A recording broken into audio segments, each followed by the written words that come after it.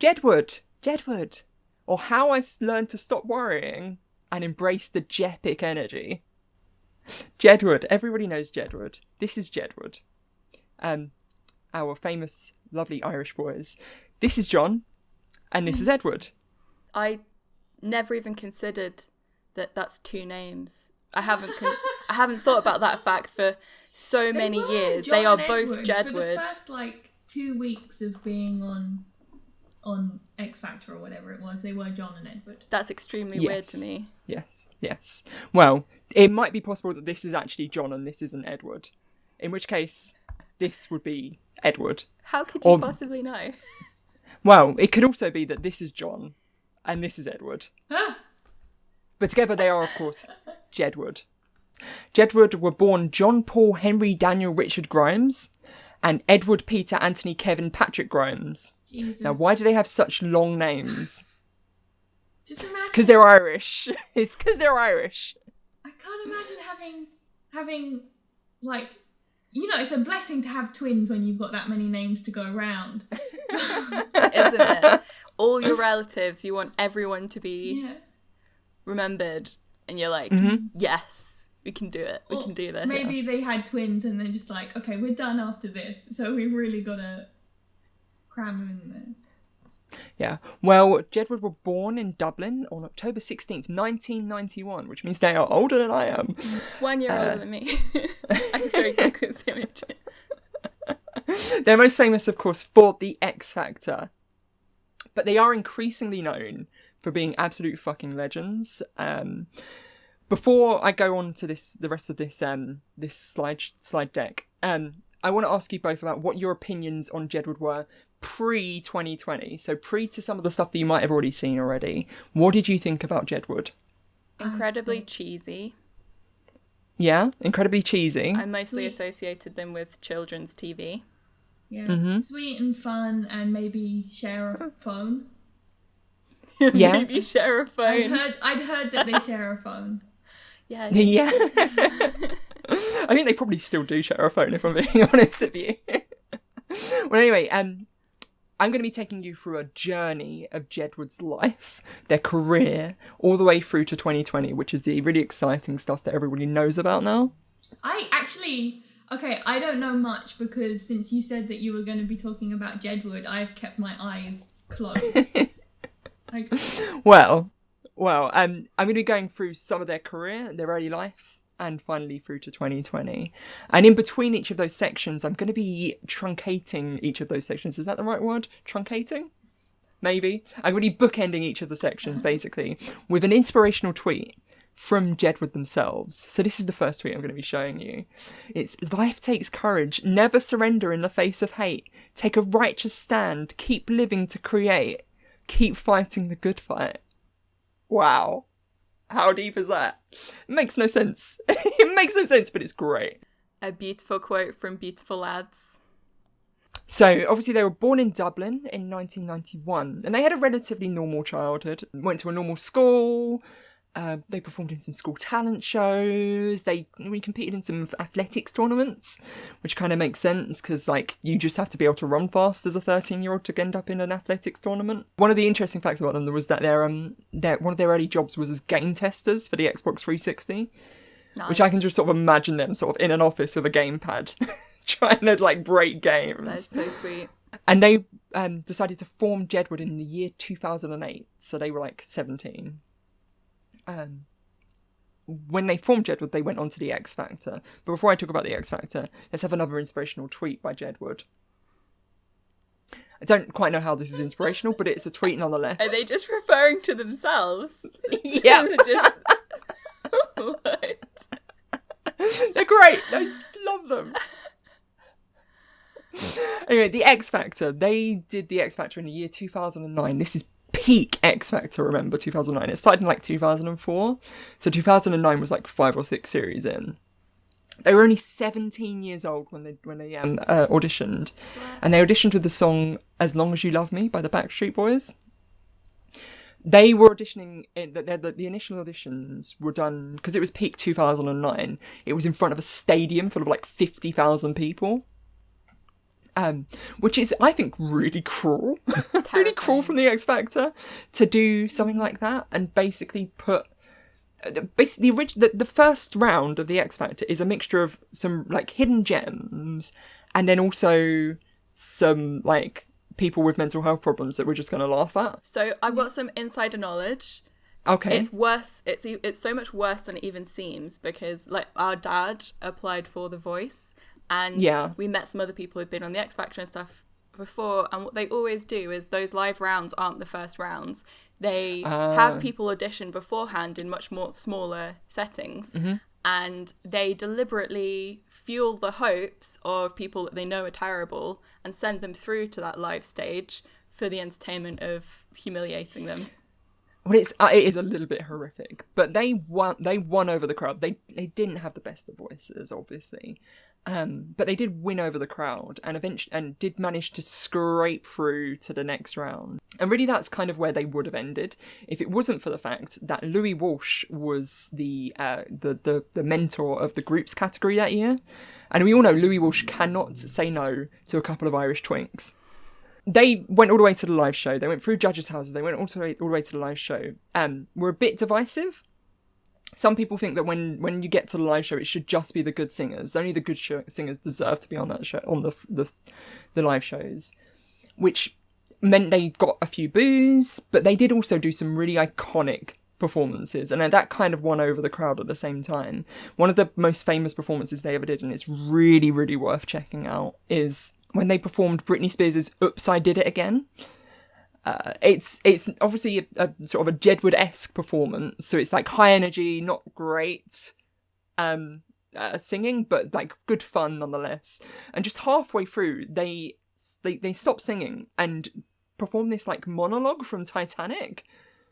It's so weird. It's really worth looking at because it is incredible. And the weirdest thing about it is it's utterly filled with homoerotic energy. Oh no. It's so, like, it's just wrong. It's really, really wrong. And I will show it to you after we finish this recording because it's well worth watching. But if you look it up after this episode, so good. Because they were divisive in that they were well loved but also well hated, the then Prime Minister Gordon Brown in 2009 had to publicly apologise for describing them as not very good at singing. This is like the bigot gate stuff, like this is the precursor to that, like.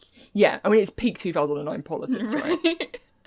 Well, I wanted to show you some screenshots of my favourite Jedward performances on the X Factor, but there were a million that I could have shown you, so I narrowed it down to 3 performances, which I think you're going to really enjoy. The first one, this was the first live show that they did. This is the first time they've been on live telly, and the first thing they do, the first time they went on live telly, was be dropped from the ceiling on these God. On these wires. They just sort of slowly descended from the ceiling onto the stage. Utterly amazing. Like, balls of steel, these guys. The second performance I wanted to show you this was week 3. They did She Bangs because they did a lot of like 90s noughties pop.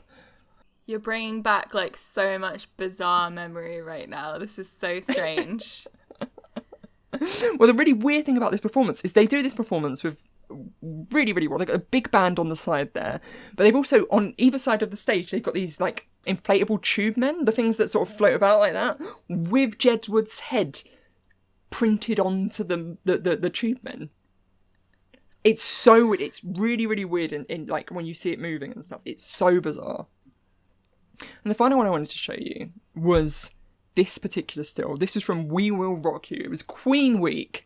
Freddie Mercury rolling in his grave. And they performed We Will Rock You. And the reason I wanted to show you this one, because have a look at what they're wearing and tell me what you notice about it. Was it like November? Yeah. Right. They're wearing poppies. So they really piss people off. Well, no, they didn't piss people off at all. Because obviously you've got to wear poppies on TV, or that's when you piss people off. But it is a bit weird to have a couple of Irish guys wear poppies. Like it's a little bit odd. particularly when they're wearing like that, like they're comedy acts on the X Factor and they're being asked to wear poppies is just a bit bizarre. It's like you say, though, like literally everyone on TV during that period of time like has to wear a poppy. It's really strange. It's such a bizarre sort of weird cultural thing. I don't understand it at all. Wait, here's another inspirational quote from Jedward. Let's pray young hearts will survive because this world can get dark at times. By the way, this photo was tweeted with this text. Oh my god. That's so much better. All of these tweets had photos with them. I thought you'd picked them out separately. No. That's so I good. went through their media. I went for the media tab on their Twitter account and literally found these tweets. Beautiful. Stand for what you believe. You are you, and that's everything you need. Power to the dreamers. We own the night. We own it. I fucking love Jedward. That denim jacket, though, those eagles, that rules. I want that denim jacket. They've got really interesting style. Yeah.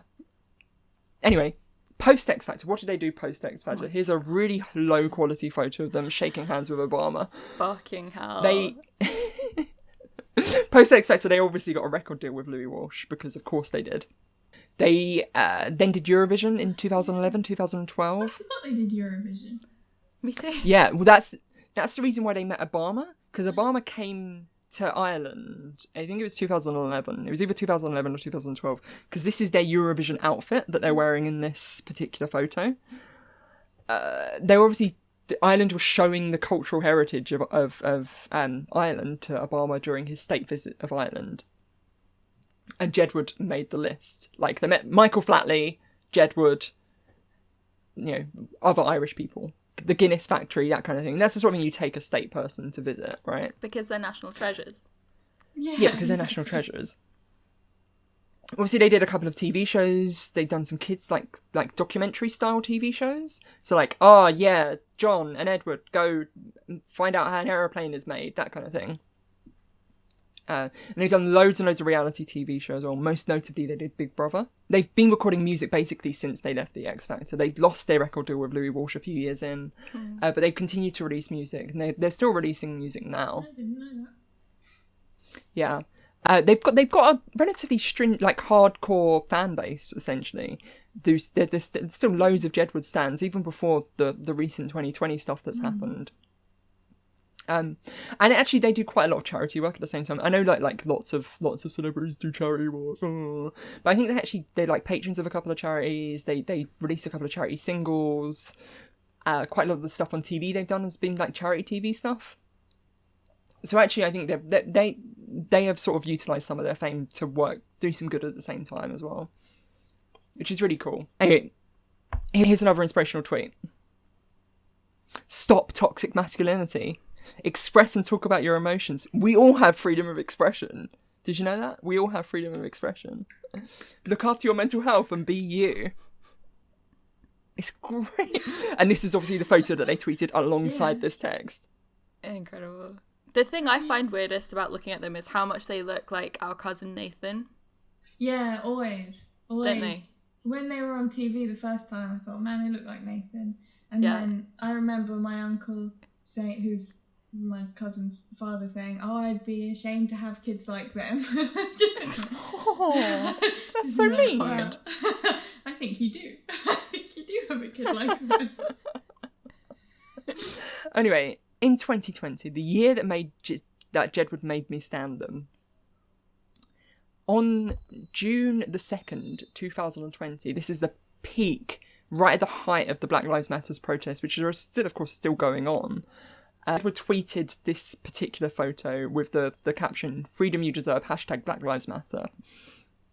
And this is a picture of John and/or Edward kneeling on the Hollywood Walk of Fame in front of a load of US Army guys holding a Black Lives Matter sign.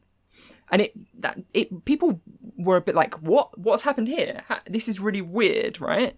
Because Jedward doing this in America, how has this happened? I was like, why are they even in LA? Exactly right. Well, about 20 minutes later, they posted this video of John and or Edward standing on a moving car shouting "No justice, no peace" on Santa Monica Boulevard. It's a really, really bizarre video when you sort of think of Jedward as this like kooky UK TV sort of thing. And people were like, well, how has this happened? Why are Jedward in America protesting for Black Lives Matter? What's happened here? And really what kind of happened was they met Tara Strong. I think it's Tara Strong. So Tara Strong was Tara Long, one of the two. Who was American Pie. John Malkovich as well. Mm-hmm. American actress. She was on Celebrity Big Brother with Jedward. Mm-hmm. One of the times they did Celebrity Big Brother. And they became fast friends. And when the COVID-19 crisis happened, they decided to fly out and quarantine with Tara Strong off of American Pie. Oh my god. Yeah. So they'd spent their entire lockdown essentially in California with an actress from American Pie. Wow. Yeah. That's really sweet. I guess they've lived together before, so they're like, right. They know what it's like. Yeah. Exactly right. And everyone sort of like sort of accepted that this was a thing that had just happened, and we're like, oh, that's cool. Jedward did something cool. That was really like that. Yeah, everyone liked that. And then they posted again, explaining themselves, and then they posted something else about people not wearing masks, and then they posted more, and then they posted more, and then they posted more, and then they posted more, and then they posted more. Yes. And Jedward have basically spent the latter, like the last 3 months, essentially showing how great they are. Like, they tweet loads of really, really fantastic stuff and have actually faced some consequences for that at the same time. They've tweeted about how they have lost, like, brand deals and stuff through their tweets. And they've also called out other, quote-unquote, celebrities for being quiet in the face of these sorts of things, because they're afraid of losing brand deals and things like that.